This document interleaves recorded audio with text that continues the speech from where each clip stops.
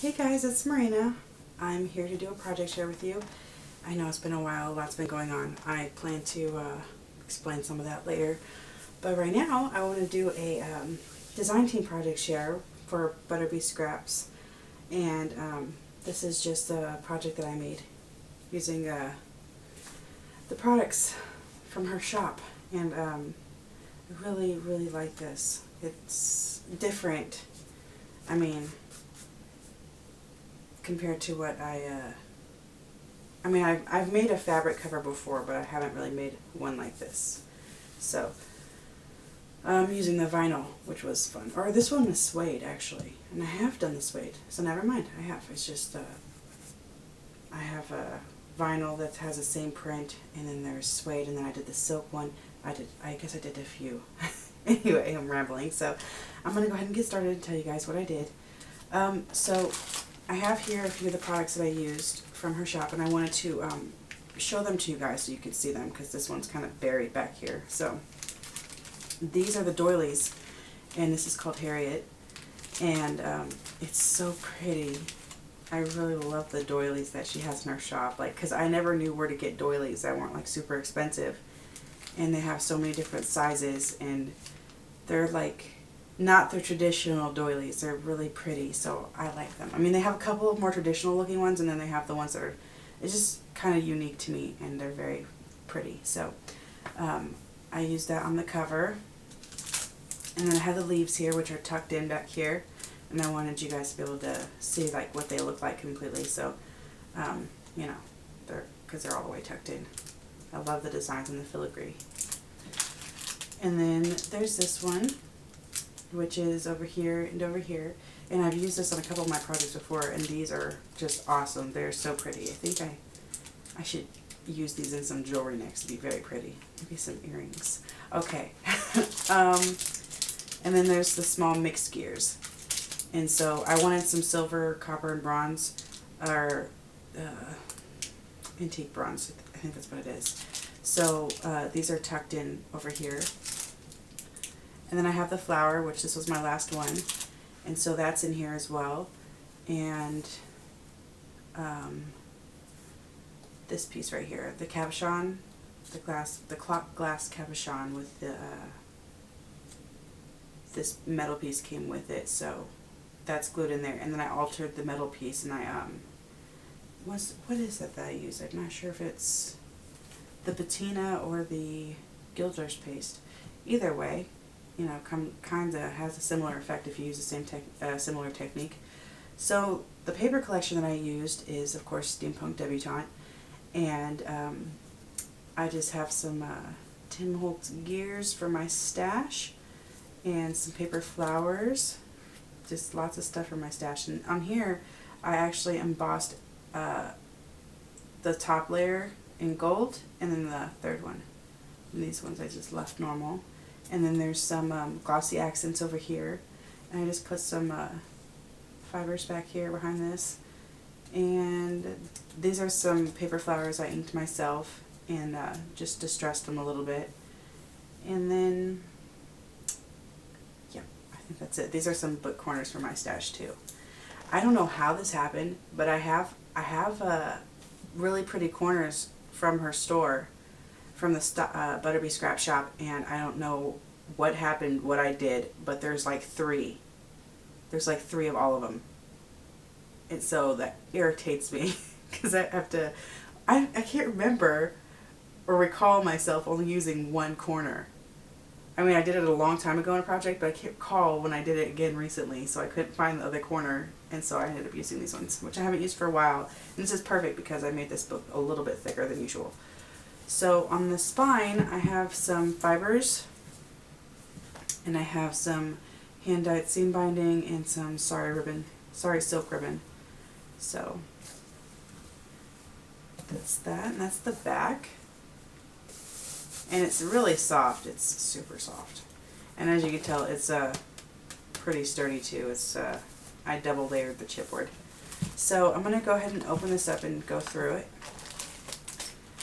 Hopefully I am in frame here for you guys.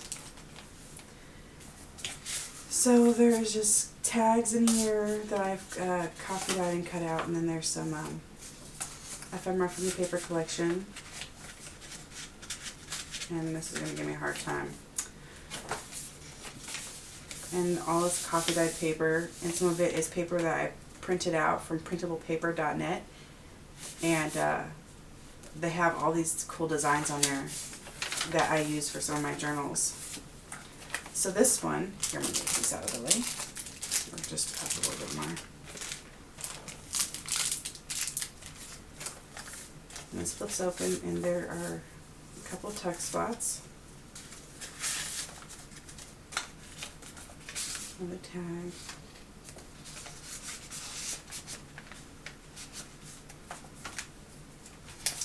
So I'm pretty sure I'm not the only one that does this, but I watch movies or listen to music when I craft. It really, really helps me. And sometimes when I'm watching a movie, like if I get to a really weird part of the movie or a memorable part of the movie, I'll get stuck. And I'll remember it when I look through the journal, like what part I was stuck on.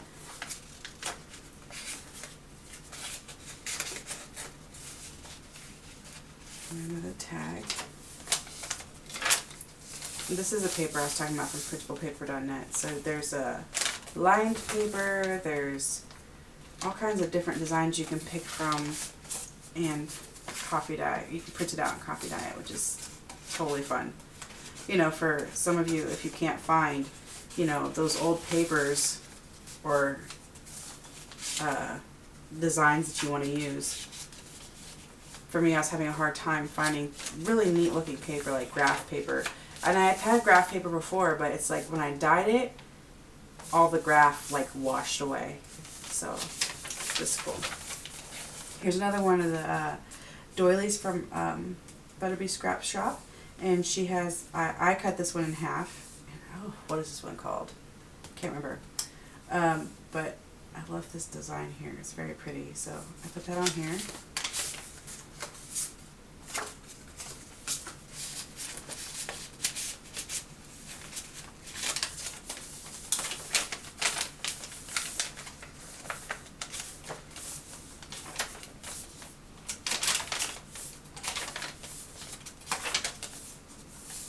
Love that paper.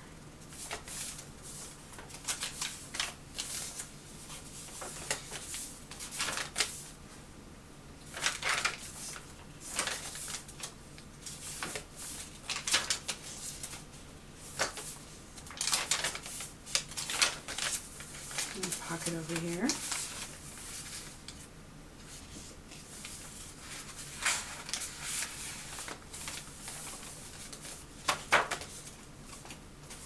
And there's also a little bit of Marion Smith's Timekeeper in here. Paper. Timekeeper paper.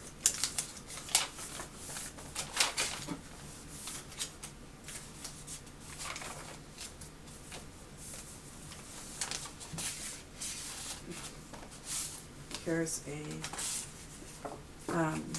leftover paper that I had, and so I turned it into just a journal card and put a tag in there.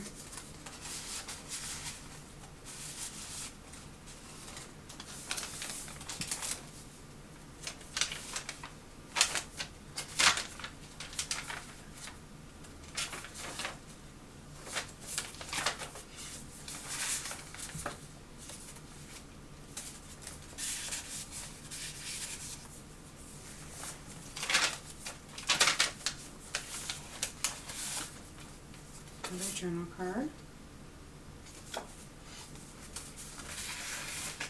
And I used some of the scraps that I had left over for belly bands or decoration.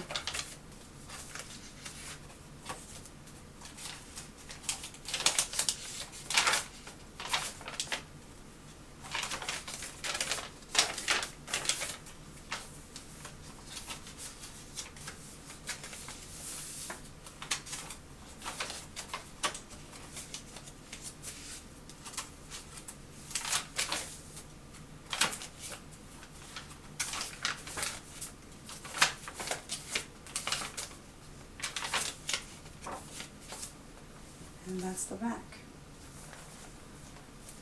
So If you're curious on how I did this part right here, if you haven't done it before, I'll explain it. I did the pamphlet, the basic pamphlet stitch, and instead of having to tie it on the inside, I tied it on the outside, and I left some extra so I could put these in here. And so what I did was, here, let me show you. I'm hoping this makes sense. If it doesn't, let me know and I will just do a tutorial video. If you ever want to get this look on your journal, and I like it too because it doesn't, while it's fluffy and pretty, it also doesn't, you know, push out your journal too much. So I cut strips of these. So these will basically be like, okay, I made them double in the length that I wanted them. So this goes all the way up to here, and that's basically how long it is. And all I did was tie it in the center. I put it in here and tied it, and then I added, you know, some fibers if I wanted them in there. And then I tied it in a knot, and then I cut the, what I have left, I cut it shorter, but not too short that I couldn't untie it if I decided to take these off. Like if I decide I don't want these on here anymore, I can just take them off. And then basically what you do is just fluff that over. And you do, I did it 4 times, so there are 4 sets here. I hope that makes sense. But it's really easy to do if you ever want to get this look on your journal. If you know how to do a basic pamphlet stitch, you can go ahead and do that. Let's see, is there anything else I should add in? As far as getting the journal cover done, if you have any questions on that, let me know and I'll show you how I do my journal covers. I know everybody has lots of tutorials on how they do it, and everybody's, you know, sometimes it's a little different. Like depending on what I'm doing, I will make mine a little differently. Then sometimes I'll use double cardstock, or sometimes I use medium weight chipboard, and then sometimes I'll alter a book, as you've seen me do, and then other times I will just I'll recycle a cardboard box that like had crackers or something. Lately I have been using Tyvek as what I use to keep my journal together, because, or on my spine, because Tyvek is very sturdy and less likely to fall apart than paper, because paper is what I first started using. Now of course you can always make the journals where you just fold it in half, and there's so many ways to make journals, but if you're trying to make one of these kind of heavier book journals, let me know, and if you want a tutorial, and I'll go ahead and make one of those for you, because I actually, while I like how heavy these are and sturdy they are, they frustrate me. But they always turn out so perfect. So how I want them to be, which is durable and, you know, just feels like it's sturdy and secure. So I really like that. But yeah, I guess that's it for now, and I'm going to stop rambling, and I will come back with you guys, to you guys with a video soon on what's been going on, because I know I've kind of not been doing as many videos as I usually do. So I'll explain that. But anyway, if you guys want to check out Butterbeescraps store, I will have the link in the description below, as well as a link to her her blog, because she has some awesome awesome things in there that you guys can check out, like tutorials of her own that are just show you how to use ways you can use metals, like, and ways you can alter them. Lots of fun stuff. So anyway, I will talk to you guys later. Hope you're all doing well, and I'll see you next time.